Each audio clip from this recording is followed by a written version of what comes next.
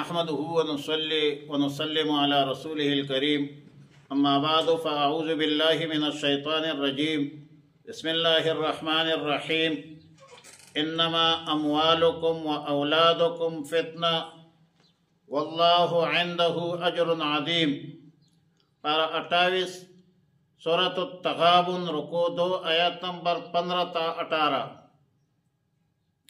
انما اموالکم و اولادکم فتنہ.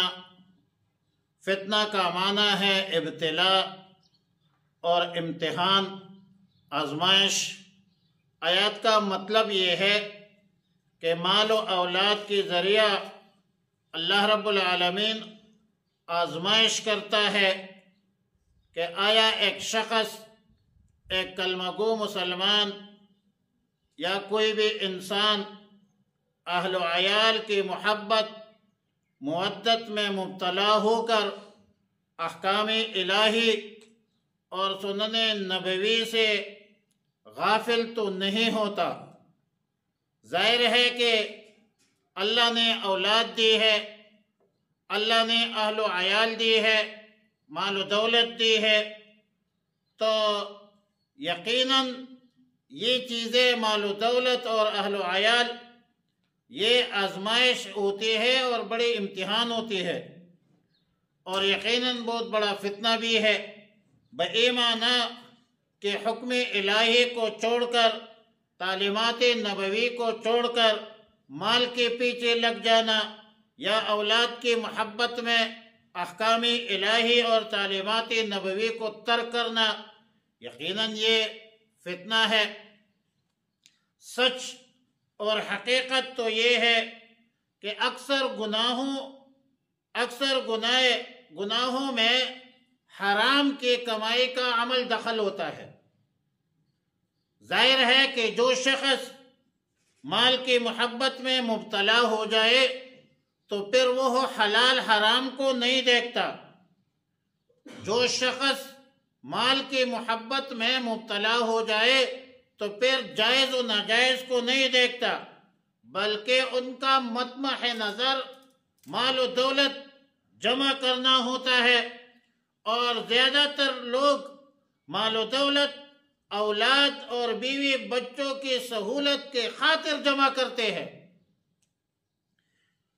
اور ان اولادوں کے لیے، ان اہل و عیال کے لیے حرام مال بھی جمع کرتا ہے.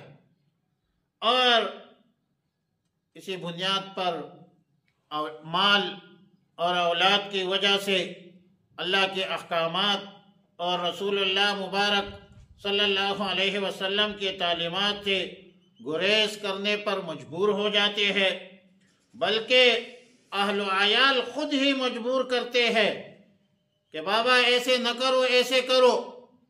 حکم الہی کچھ اور ہوتی ہے اور بیوی بچوں کی ڈیمانڈ اور مطالبے، کچھ فرمائشیں کچھ اور ہوتی ہے. ایک حدیث میں ہے کہ بروز قیامت بعض لوگوں کو لایا جائے گا اور اس کو دیکھ کر لوگ کہیں گے کہ اکلا عیالہ حسنات، اس شخص کی نیکیوں کو اس کے اہل و عیال نے کھا لیا ہے. قذافی روح المعانی یعنی اہل و عیال آپ کی نیکیوں کو بھی کھا سکتے ہیں.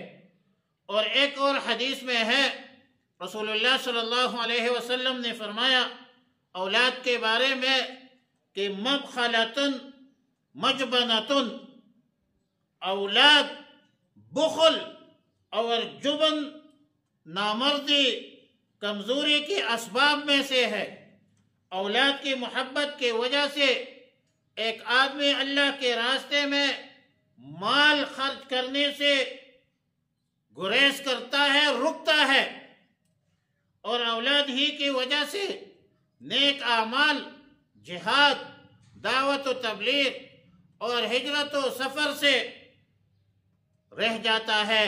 سفر پہ نہیں جا سکتا، جہاد پہ نہیں جا سکتا، تبلیغ پہ نہیں جا سکتا کہ پیچھے بیوی بچے جو ہے وہ جو ہے شور مچاتے ہیں. بعض صالحین کا قول ہے کہ العیال سوس الطاعات، یعنی عیال، اہل و عیال انسان کہ نیکیوں کے لیے گن ہے گن، جیسا کہ گن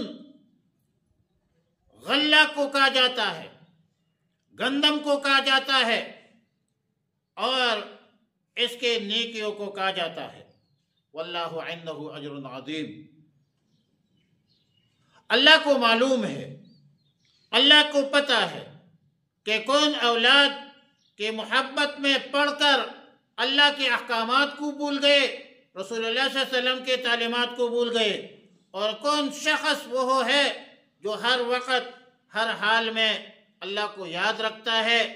اب ظاہر ہے کہ جو شخص اللہ کو یاد رکھتا ہے، اللہ کے احکامات کی قدر کرتا ہے، رسول اللہ صلی اللہ علیہ وسلم کی تعلیمات پر عمل کرتا ہے، تو اللہ کے ہاں ان کا بہت بڑا اجر ہے۔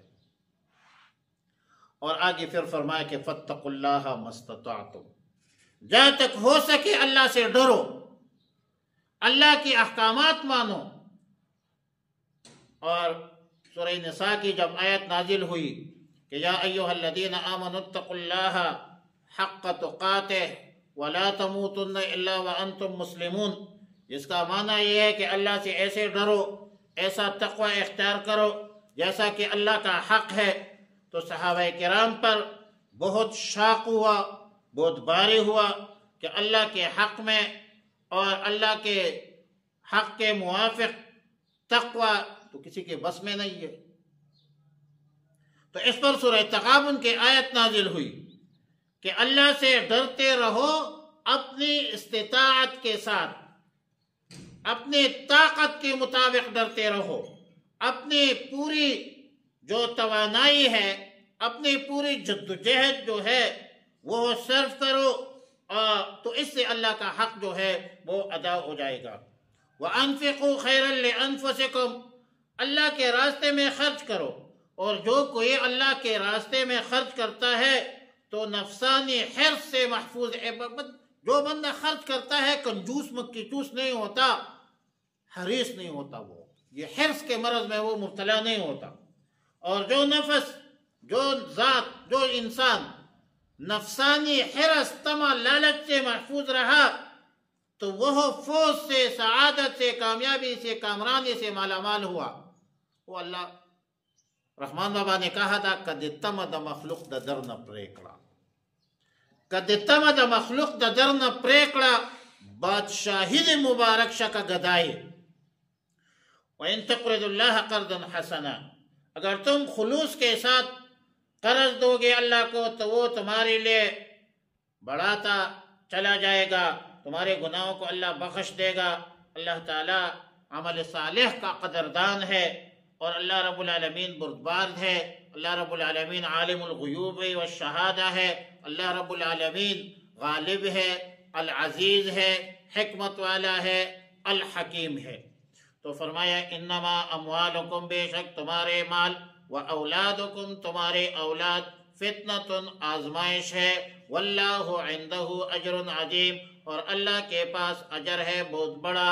فاتقوا اللہ، پس ڈرو اللہ سے، مستطعتم، جہاں تک تم سے ہو سکے، واسمعوا، سنو، واطیعوا، اور حکم مانو، وانفقوا، خرچ کرو، خیرا لانفسکم، یہ بہتر ہے تمہارے حق میں، ومن یوق شح نفسہ، اور جو کوئی بچ جائے شح نفسہ، اپنے نفس کے بخل سے، کنجوسی سے، فاولئک هم المفلحون، یہ لوگ کامیاب ہیں۔ یہ کنجوسی جو ہے، بخل جو ہے، یہ بڑی تباہی ہے۔